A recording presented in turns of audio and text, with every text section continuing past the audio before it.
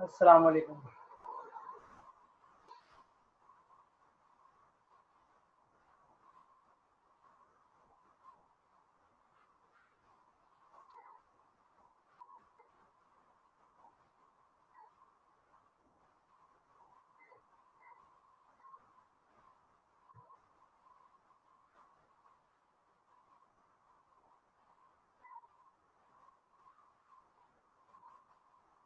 ठीक है, सॉल्व तो कंप्लीट नहीं करवाऊंगा, एक आध स्टेप समझा दूंगा, ऐसे 3 स्टेप करने तो खैर टाइम भी निकल गया।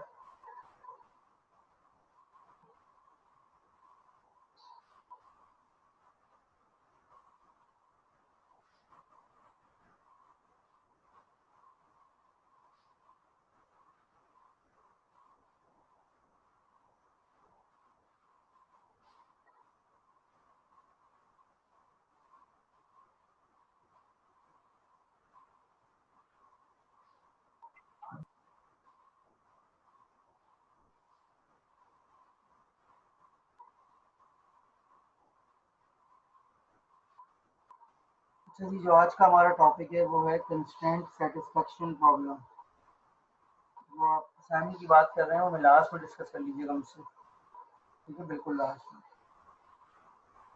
तो कंस्ट्रेंट सेटिस्फेक्शन प्रॉब्लम बेसिकली आज का हमारा टॉपिक है।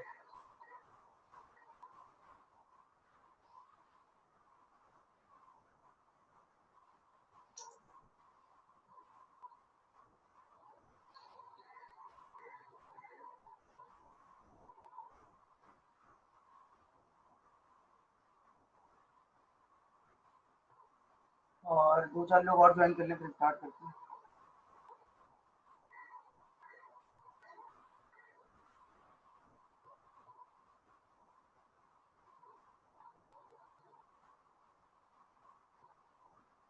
आज नहीं, नेक्स्ट क्लास में क्विज दूंगा, इसी में से क्विज भी देना और एक असाइनमेंट भी देना, क्योंकि लास्ट क्विज और लास्ट असाइनमेंट मिल जाएगा आपको। ठीक है,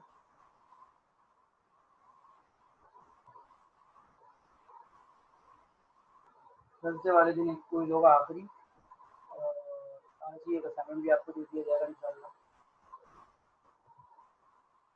वालेकुम अस्सलाम।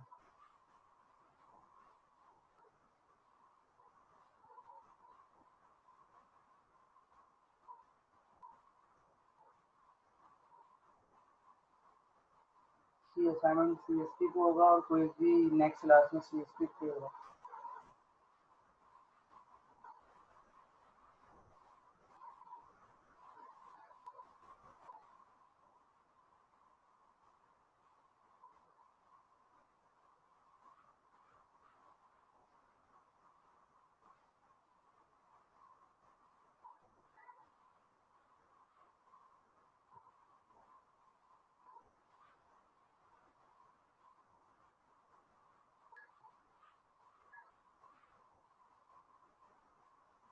क्लास के आखिर में पूछ लीजिएगा जो भी पूछना है ना आप लोग, असाइनमेंट 2 से रिलेटेड। ठीक है,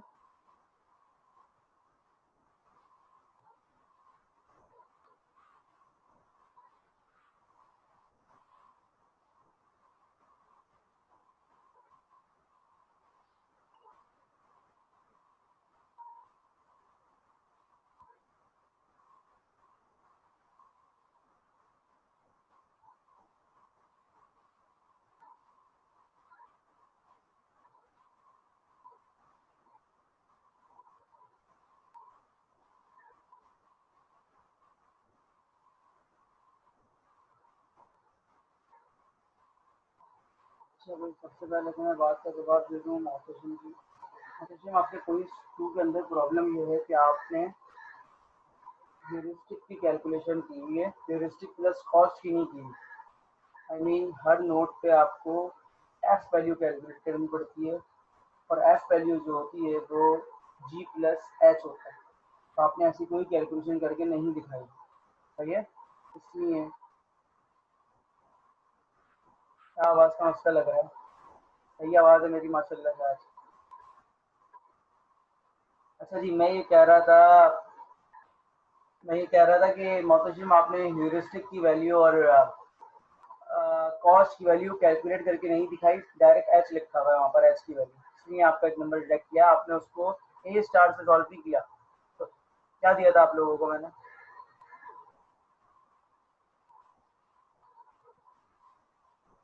अच्छा भाई मुझसे डिस्कस कर लीजिएगा, ठीक है, मुझसे डिस्कस कर लीजिएगा।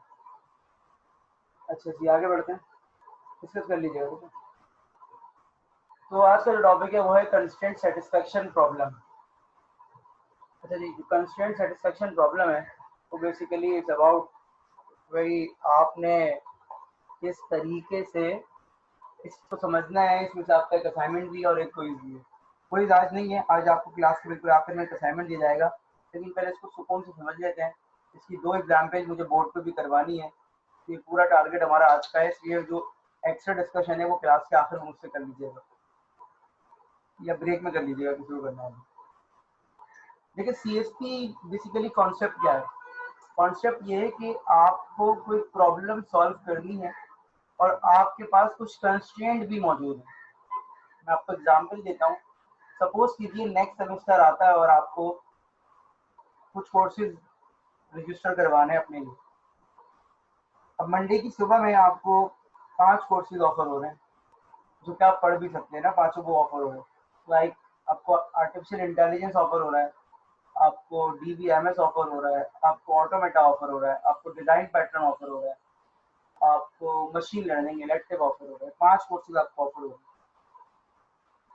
जब आप रजिस्ट्रेशन स्टार्ट करते हैं तो मंडे की सुबह में आपको ये 5 कोर्सेज ऑफर हो रहे हैं। आप इसमें से कोई एक कोर्स ले लेते हैं। फर्ज करें आपने एआई इनरोल करवा लिया। फर्ज कीजिए आपने एआई इनरोल करवा लिया। अब जब आपने एआई इनरोल करवा लिया, जी आपको आवाज आ रही है जाजिद? फर्ज कीजिए कि आपने एआई इनरोल करवा लिया। अब आप जैसे ही आपने एआई इनरोल किया तो हुआ ये कि भाई आप सबने मेरी बात सुनी है पूरी, ये रजिस्ट्रेशन वाली जो मैं बात बता रहा था।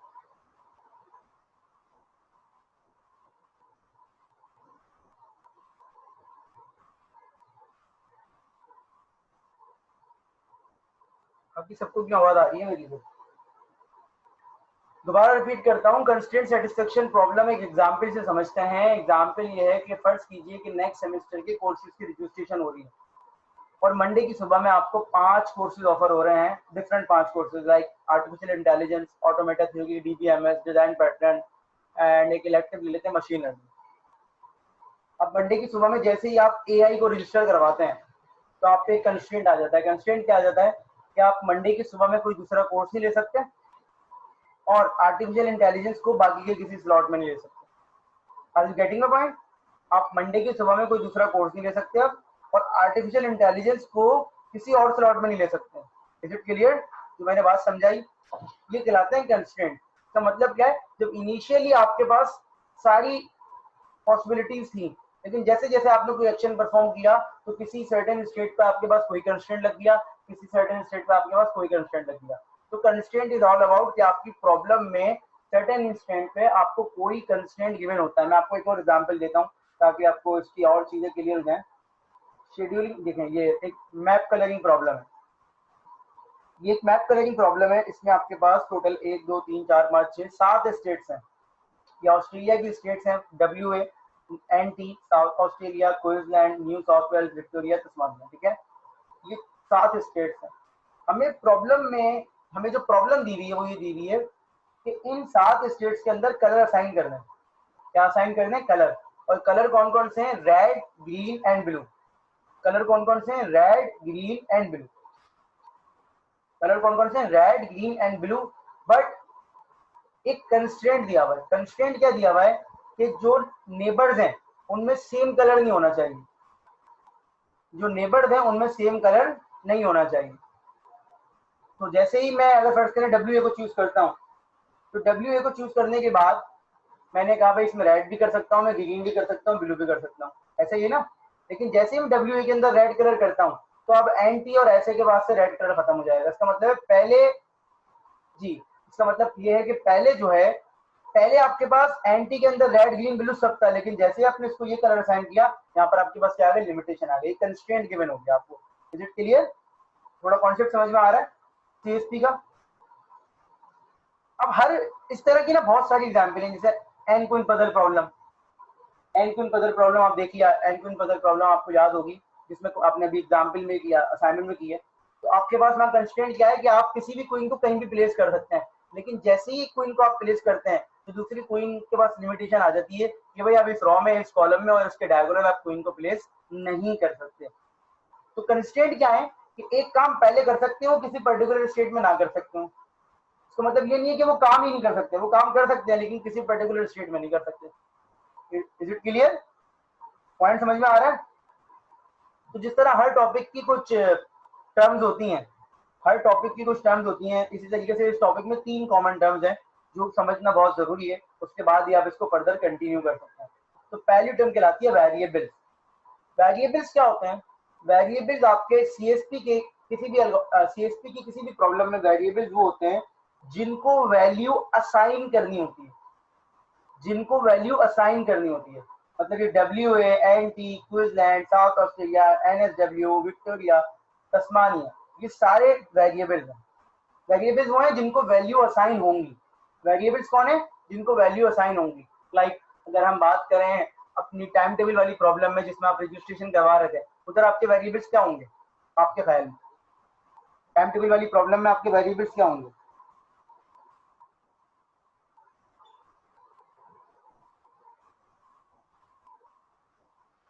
टाइम टेबल वाली प्रॉब्लम में आपके वेरिएबल्स क्या होंगे?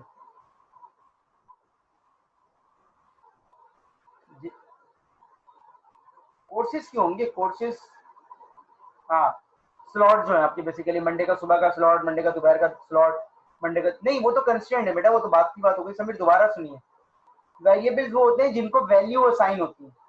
तो आपके स्लॉट जो होंगे, आपके कोर्सेज के जो स्लॉट्स होते हैं नॉर्थ में, जैसे सुबह का होता है 8:30 से जो भी होता है, ठीक है, दोपहर का क्या होता है वो आपको पता है, शाम का क्या होता है, ये स्लॉट्स है। तो स्लॉट्स आपके क्या हो जाएंगे? वेरिएबल हो जाएंगे। वेरिएबल क्या होते हैं? जिनको वैल्यू असाइन होती है। अगर एन क्वीन पजल प्रॉब्लम की बात करें तो एन क्वीन पजल प्रॉब्लम में वेरिएबल्स क्या होंगे आपके ख्याल में?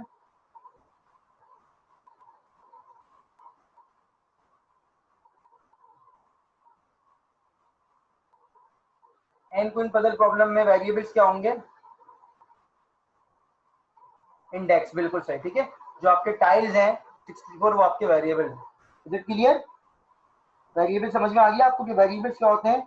वेरिएबल्स वो होते हैं जिनको वैल्यू असाइन हो रही होती है, जिनको वैल्यू असाइन हो रही होती है वो क्या होते हैं? वेरिएबल। हमारी इस प्रॉब्लम में वेरिएबल्स कितने? 7 है। वो डिपेंड करता है आपकी प्रॉब्लम में। डोमेन क्या होती है? डोमेन वो होती है जो वैल्यूज होती है। डोमेन्स क्या होती हैं? जो वैल्यूज होती है, सही है। तो इस प्रॉब्लम में क्या है? Red, green, blue. Time table वाली प्रॉब्लम में क्या है? आपके कोर्सेज के नाम, ठीक है। इसी तरीके से एन क्वीन पजल प्रॉब्लम में क्या है? वो 8 क्वींस, वो जो 8 क्वींस आपको प्लेस करनी है वो वैल्यूज है, सही है। Is it clear? तो वेरिएबल क्या है? जिनको वैल्यूज असाइन होंगी। डोमेन क्या है? जो वैल्यूज है, एक्चुअल जो वैल्यूज है। और एक आखिरी चीज होती है कंस्ट्रेंट, जो कि बहुत इंपॉर्टेंट होती है कि आपके क्वेश्चन में कंस्ट्रेंट क्या है। कंस्ट्रेंट बेसिकली वो होते हैं जो लिमिटेशन, बैरियर, रुकावटें होती हैं, हार्डल्स होते हैं आपकी प्रॉब्लम में आपको मौजूद गिवन होते हैं। जैसे लिखने का तरीका अलग अलग होता है, जैसे इस प्रॉब्लम की अगर हम बात करें तो यहाँ पर कंस्ट्रेंट क्या है? अब लिखने का तरीका होता है, डिस्क्रिप्टिव फॉर्म में भी हो सकता है, मैथमेटिकल फॉर्म में भी हो सकता है, फॉर्मूले की फॉर्म में भी हो सकता है। लेकिन यहाँ पर क्या है? Adjacent region must have different colours. इसका मतलब है जो रीजन एडजेसेंट है, अब आप, मैंने पहले भी ये बात की, हर क्लास में करता हूँ कि आपकी प्रॉब्लम है तो बेसिक आपको पता होनी चाहिए आपकी प्रॉब्लम की। तो आपको पता होना चाहिए कौन कौन से रीजन एडजेसेंट है यहाँ पर। तो अगर इसको हम in the form of formula लिखे हैं, सम सॉर्ट ऑफ फॉर्मूला लिखे तो देखें कैसा लिखा हुआ है? WA is not equal to NT, definitely in terms of colour. WA is not equal to NT। क्यों भाई? एक कंस्टेंट लिखा हुआ है, ये बहुत सारे हैं इसके अंदर, ये W और NT का रिलेशन बताया हुआ है कि WA is not equal to NT और WA, NT must be in the form of this, या तो रेड ग्रीन हो, WA रेड हो तो NT क्या हो? ग्रीन हो। WA रेड हो तो NT क्या हो? ब्लू हो। Green red, green blue, blue red, blue green. मतलब कहीं कहीं भी रेड रेड नहीं है, कहीं भी ग्रीन ग्रीन नहीं है, कहीं भी ब्लू ब्लू नहीं है। Are you getting my point? Constraint लिखने का भी आपका अपना तरीका है, आपकी प्रॉब्लम में आपको जैसे समझ में आ जाए कंस्ट्रेंट लिखने का तरीका वो आप लिख सकते। क्लियर?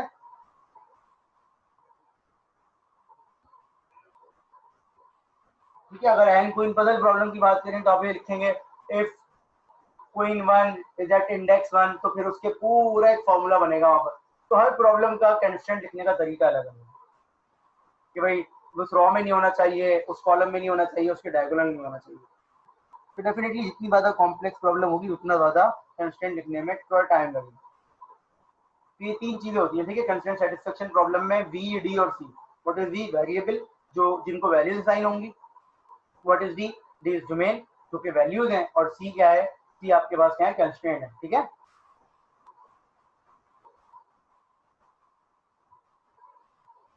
अच्छा जी, कुछ एक दो चीजें और है वो भी समझ लेते हैं, फिर आगे बढ़ेंगे, ठीक है। एक तीन चार और चीजें हैं उनको भी समझ लेते हैं। An assignment that does not violate any constraint is called a consistent और लीगल असाइनमेंट। असाइनमेंट क्या है? कि आप किसी भी वेरिएबल को कोई वैल्यू असाइन कर दें।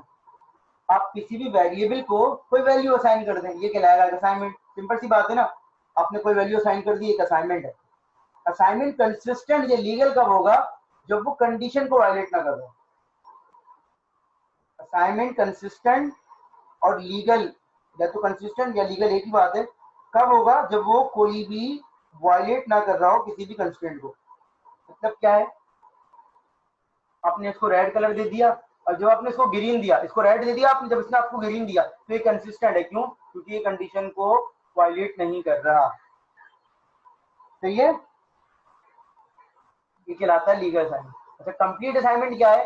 कंप्लीट असाइनमेंट वो होता है जिसमें हर वेरिएबल को वैल्यू असाइन हो जाती है।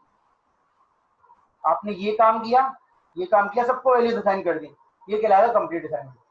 आपने इंडिविजुअल को जो वैल्यू असाइन की है, अगर वो सही की है, मतलब क्या है, तो वायलेट नहीं हो रहा कोई भी रूल, तो वो क्या है? Consistent assignment. तो आपका जो कंप्लीट सॉल्यूशन है ना, वो बेसिकली क्या होता है? कंप्लीट और कंसिस्टेंट होता है। देखें, solution to the CSP is consistent complete assignment. Consistent क्या है? हर इंडिविजुअल की बात कर रहे हैं कि सही होना चाहिए। कंप्लीट क्या है? कि सबको वैल्यू मिलनी चाहिए। Is it clear? Is it clear?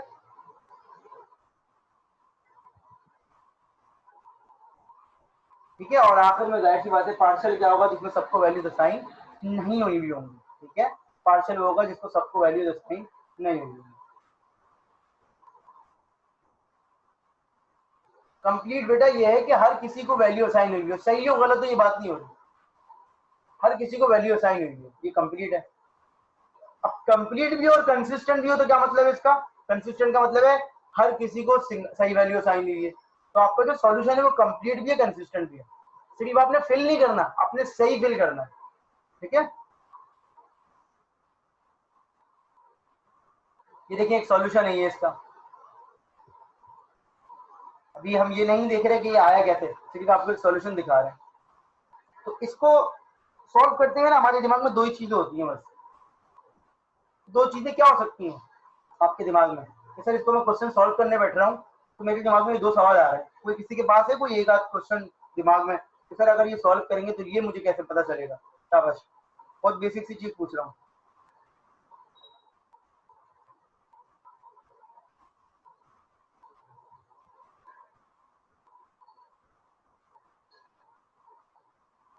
अगर मैं आपसे कहूँ इसको सॉल्व करें तो आप कैसे करेंगे? चलें इसको करके देखते हैं, ठीक है। पहले मैं आपको डायरेक्ट इसका बैक ट्रैकिंग का सॉल्यूशन दिखाने की कोशिश करता हूँ कि इसको सॉल्व कैसे कर सकते हैं, फिर हम वापस जाते हैं। ये देखिए, बैक ट्रैकिंग से कर सकते हैं। भाई आपने कहा कि मैंने इसको चूज किया। अब पहला सवाल ये होना चाहिए आपके दिमाग में, जो मैं आपसे सुनना चाह रहा था, कि सर आपने इसी को क्यों चूज किया, लेफ्ट वाले को? आपने सेंटर वाले को क्यों चूज किया? आपने इसको क्यों चूज किया? आपने इसको क्यों नहीं किया? मतलब आपने मंडे की सुबह वाले स्लॉट में ही पहला कोर्स क्यों रजिस्टर किया? आपने दोपहर में क्यों नहीं किया पहला कोर्स? या आपने वेडनेसडे को क्यों नहीं कोर्स रजिस्टर किया? आपने मंडे से ही क्यों स्टार्ट किया? तो एक जस्टिफिकेशन तो हो सकती है कि सर मंडे को सुबह वीक का पहला दिन होता है, ऐसे ही ना। तो कोई ना कोई जस्टिफिकेशन है आपके दिमाग में, समझ में आ गई है बात? तो ये क्यों आपने इसको चूज किया सर? आपने सर यहाँ से क्यों नहीं फिल करना शुरू किया? मेरा पॉइंट समझ में आ रहा है जी?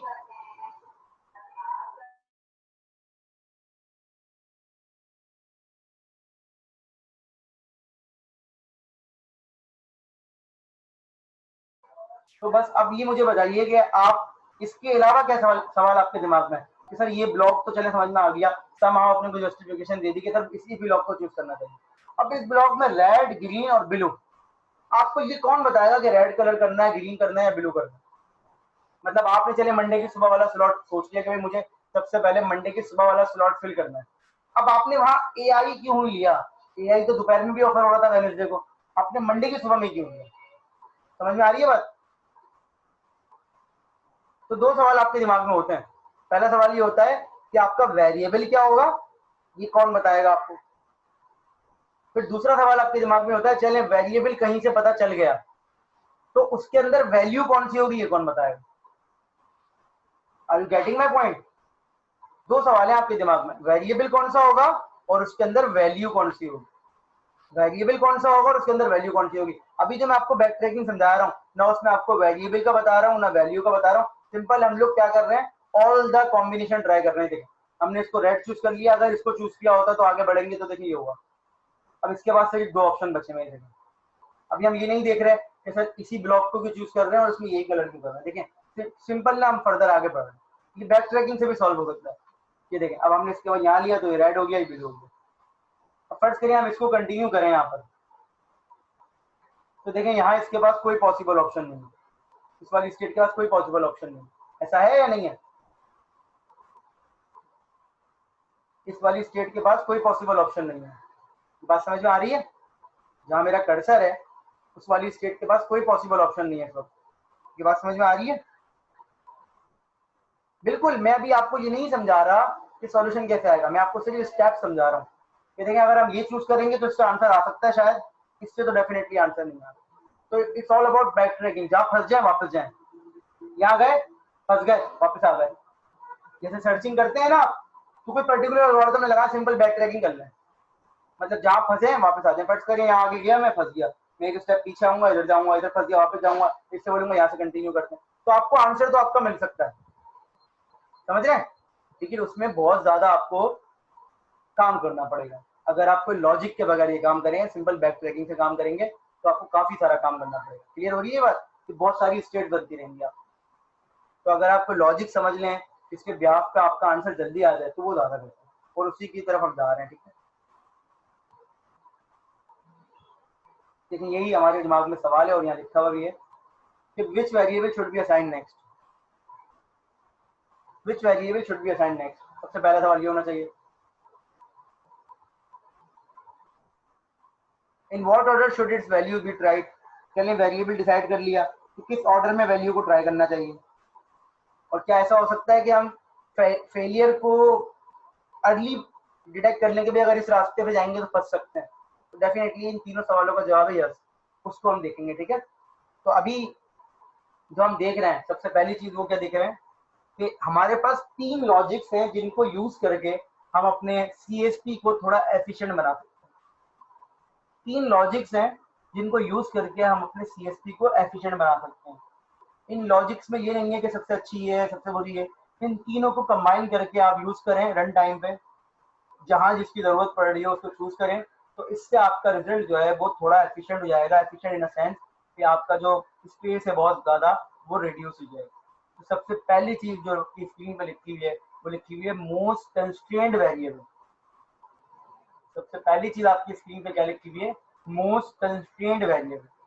मोस्ट कंस्ट्रेंट वेरिएबल जी, मुझे कोई पढ़ के बता सकता है कि इसका मतलब क्या है? डायग्राम भी आपके पास मौजूद है, उसकी चार एड्रेशन भी आपके पास मौजूद है।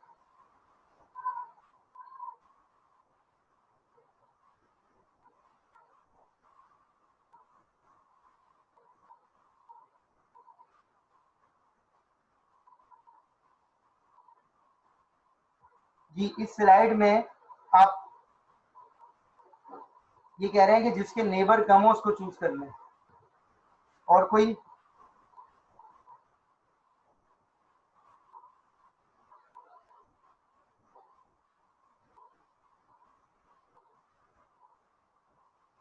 बहुत आसान सी बात लिखी हुई है।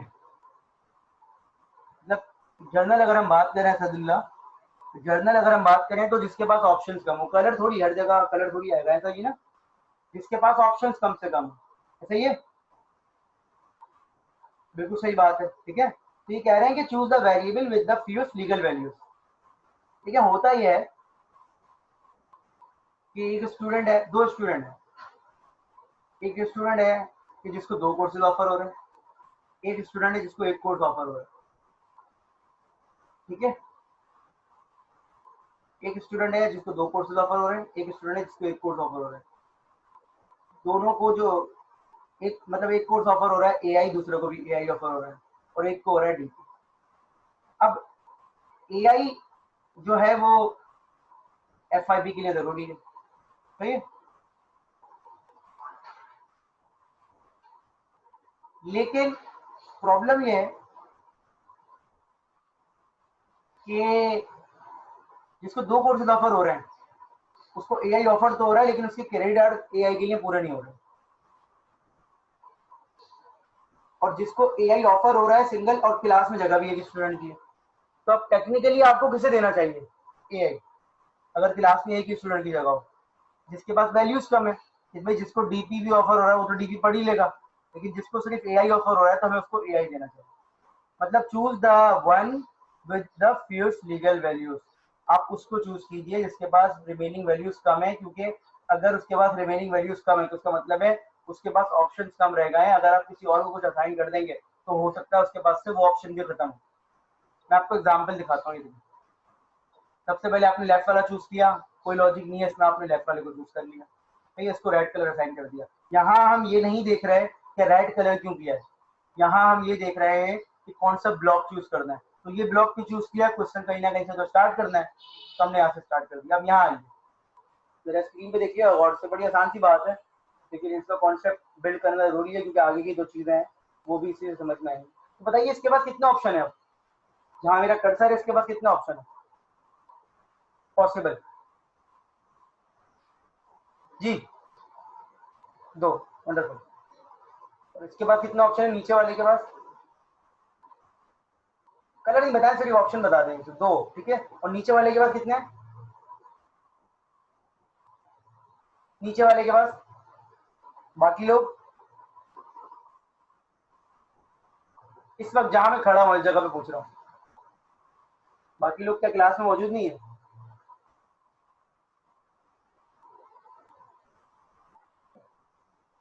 यहाँ हमने रेड कलर असाइन किया, इसके भी 2 हैं, ठीक है, मोहतशम बता रहे हैं इसके भी 2 हैं। जिस जगह पे खड़े वहां की बात हो रही है ना यार। तो इस वक्त जब इसको रेड कलर असाइन किया तो इसको भी वैल्यू मिल सकता है, इसको भी वैल्यू मिल सकता है, सही है। जो लोग 1 आंसर कर रहे थे वो लोग देख लें, इसको भी 2 कलर मिल सकते हैं, इसको भी 2 मिल सकते हैं, अभी कोई कलर असाइन नहीं हुआ, सही है। ये बात समझ में आ गई? ये बात समझ में आ गई, ठीक है। अब आइए, तो इसके कितने कलर हैं इस वक्त पॉसिबल जिसको मिल सकते हैं? 3। इसको भी 3, इसको भी 3, और नीचे वाले को भी 3। तो अगर हम मिनिमम रिमेनिंग वैल्यूज या मोस्ट कंस्ट्रेंट वेरिएबल, एक ही नाम है इसका, मिनिमम रिमेनिंग वैल्यूज या मोस्ट कंस्ट्रेंट वेरिएबल, ये लॉजिक यूज कर रहे हो, तो अकॉर्डिंग टू दिस लॉजिक हमें उसे चूज करना चाहिए जिसके पास ऑप्शन सबसे कम है। तो इस वक्त 2 लोग ऐसे हैं जिनके पास ऑप्शन क्या है, कम है, तो हम किसी को भी चूज कर सकते हैं, तो इन्होंने ऊपर वाले को चूज, सही है। फर्स्ट कीजिए, आप पहुंच गए। अब बताइए इसके पास कितने ऑप्शन है इस स्टेट में, इस वाले ब्लॉक के पास कितने ऑप्शन है? 1। इसके पास कितने ऑप्शन है? इसके पास कितना ऑप्शन है? 2। सही है। इसके पास कितना ऑप्शन है? 3। सही है। और इसके पास 3, और इसके पास भी 3। तो हमें उसे चूज करना है जिसके पास लीगल वैल्यूज क्या होनी है, सबसे कम है। Is it clear to all of you? सही है। तो इस तरीके से अगर हम सिलेक्शन करें वेरिएबल की, तो हमारा जो स्टेट स्पेस है वो थोड़ा बहुत रिड्यूस हो सकता है। ये कहलाता है मिनिमम रिमेनिंग वैल्यूज और मोस्ट कंस्ट्रेंट वेरिएबल। ये क्लियर हो गया सबको? आपने उसे चूज करना है जिसके पास लीगल वैल्यू सबसे कम है। आगे बढ़ते हैं, एक और है, वो कहलाता है आपके पास most constraining variable. Most constraining variable, जी, मोस्ट कंस्ट्रेनिंग वेरिएबल। कोई समझा सकता है मुझे?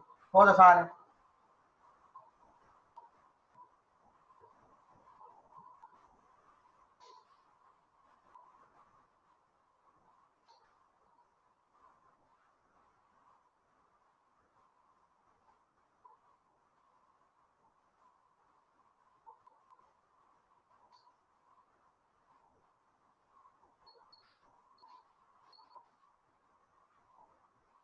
जी, डायग्राम देख के समझ में आ रहा है कुछ?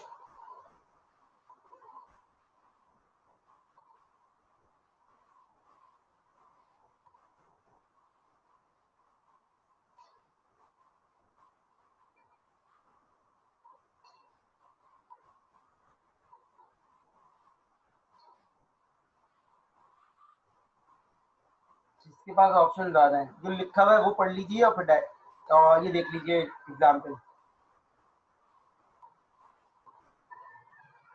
एग्जाम्पल देख लीजिए और लिखा हुआ जो है वो पढ़ लीजिए, तो मेरे ख्याल से क्लियर हो जाएगा। देख लीजिए इसको किसको चूज किया है उन्होंने।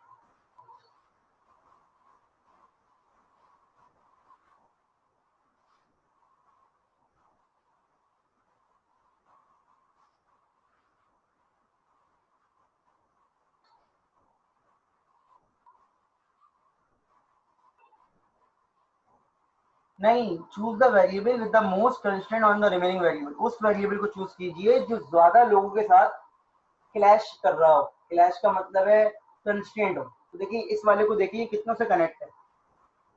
जहां मैंने ब्लू कलर किया है वो कितनों से कनेक्ट है, 5 से। कितनों से कनेक्ट है, 5 से। बात समझ में नहीं आई तो देख लीजिए, ये 5 से कनेक्ट है। कितनों से कनेक्ट है, 5 से। ये कितनों से कनेक्ट है, 2 से। ये कितनों से कनेक्ट है, 1 2 3 कनेक्ट। अब यहाँ ये नहीं देख रहे इसके बाद कितने ऑप्शंस हैं, इसके बॉर्डर देखें कितने लोगों के साथ मिले हैं। इसके पास कितने लोग हैं, 1 2 3। इसके पास कितने लोग हैं, 1 2 3। इसके बाद कितने लोग हैं, 2। और इसके बाद कितने लोग हैं, कोई भी नहीं। इसके बाद बॉर्डर ही नहीं। तो बताइए सबसे ज्यादा कंस्ट्रेंट किस पर है,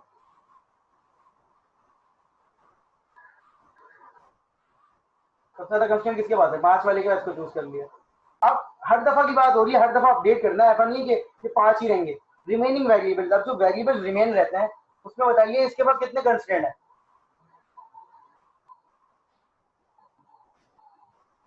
इसके बाद जहां मेरा कर्सर है इसमें कितने कंस्ट्रेंट है इस वक्त, 2 रही है, अब 1 है। ब्लू वाला तो खत्म हो गया ना बेटा, अब तो कंस्ट्रेंट नहीं है वो। इस पे कितने कंस्ट्रेंट है, 2। सही है। इस पे कितने कंस्ट्रेंट है, 2। इस पे कितने कंस्ट्रेंट है, 2। इस पे कितने कंस्ट्रेंट है, 1। इस पे कितने कंस्ट्रेंट है, 0। तो हमें उसको चूज करना है जिसमें ज्यादा। तो ये तीनों में से कोई भी चूज कर सकते हैं।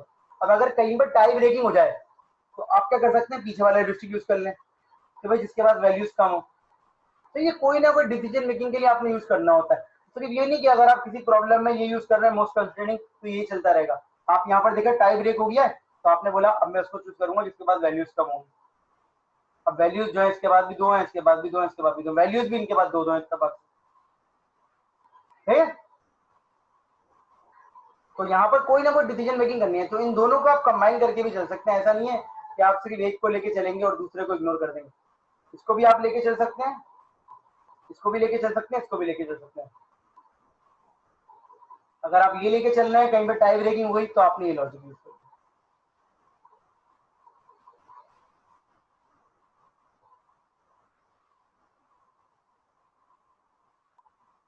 है। अगर आप ये लेके चल रहे हैं तो अपनी टाई ब्रेकिंग हुई तो आपने ये यूज कर। Is it clear to all of you. तो एक ये कहता है पहले वाला कि आपने उसे चूज करना है जिसमें मिनिमम रिमेनिंग वैल्यूज, सबसे कम मिनिमम रिमेनिंग वैल्यूज है, उसको चूज करें। उसके बाद ऑप्शन सबसे कम। दूसरा ये कहता है उसको चूज कीजिए जो ज्यादा लोगों के साथ कनेक्ट हुआ है, क्योंकि वो ज्यादा लोगों के साथ कनेक्ट हुआ है इसका मतलब है अगर उसको आप आखिर तक रखेंगे तो उसके चांसेस ज्यादा है कि उसकी वैल्यू आखिर में आपको नहीं मिलेगी। उसका रीजन क्या है, वो सबके साथ कनेक्ट हुआ है तो प्रॉब्लम हो जाएगी। Is it clear. तुम्हारी देखें, अगर टाई ब्रेकिंग हो गई है ना, वो ना कोई डिसीजन मेकिंग, तो किसी ना किसी को तो चूज करना है ना। तो आपने एक को चूज कर लिया। अभी तक हमने ये नहीं देखा कि कलर कौन सा करना है। अभी हमने सिर्फ क्या चॉइस की है, वेरिएबल की। दोनों केसेस में वेरिएबल चूज किए हैं, लेकिन एक दफा वेरिएबल चूज करते हुए हमने ये देखा है कि मिनिमम रिमेनिंग वैल्यूज, और दूसरी दफा ये देखा है मोस्ट कंस्ट्रेनिंग वेरिएबल, कि कौन सा वेरिएबल ज्यादा कंस्ट्रेंट के साथ घिरा हुआ। दोनों केसेस में हमने वेरिएबल ही देखा है। अब तीसरा केस ये होता है कि समहाउ आप मैनेज कर लिया आपने कि भाई आपको वेरिएबल पता चल गया कि कौन सा चूज करना है। समहाउ आपने मैनेज कर लिया कि आपको ये पता चल गया कि आपको वेरिएबल कौन सा चूज करना है। तो अब वेरिएबल चूज करने के बाद ये कौन बताएगा आपको कि उस वेरिएबल के अंदर वैल्यू कौन सी आएगी, उस वेरिएबल के अंदर वैल्यू कौन सी आएगी। सही है, पॉइंट समझ में आ रहा है। पहली बात क्या है, पहली बात यह है कि आपको ये नहीं पता चल रहा कि वेरिएबल कौन सा था, तो इन दोनों को यूज करते हुए आपको ये पता चल गया कि वेरिएबल कौन सा है। लेकिन अब जब वेरिएबल पता चल गया आपको, अब जब आपको वेरिएबल पता चल गया है, तो आपको ये पता करना है कोई लॉजिक यूज करते हुए कि भाई अगर वेरिएबल पता चल गया है तो उसको वैल्यू कौन सी असाइन करनी है, आई मीन डोमेन कौन सी असाइन करनी है। Is it clear to all of you? तो जरा ये डायग्राम देखिए, इसका स्क्रीनशॉट ले लीजिए।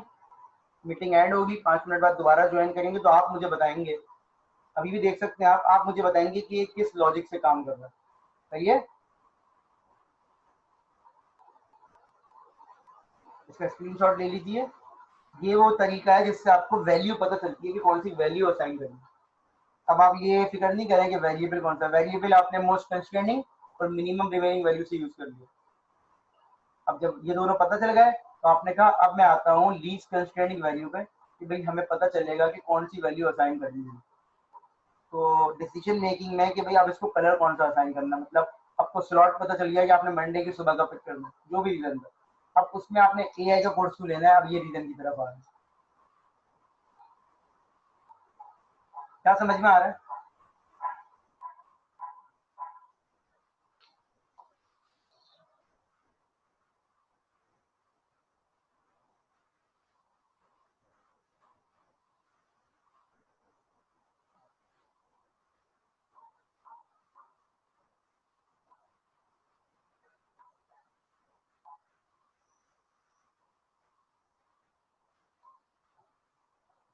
जी, क्या समझ में आ रहा है?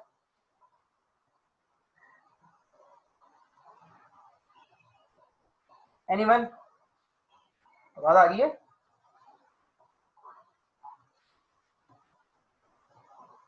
कुछ समझ में आ रहा है? चले बताएं, 5 मिनट बाद दोबारा ज्वाइन कर रहे हैं 1 बजे, तो आप मुझे बताइएगा कि जो आपकी पिक की आपने चीज वो मुझे बताएं। शाबाश, ठीक है। एग्जैक्टली 5 मिनट बाद हम लोग ज्वाइन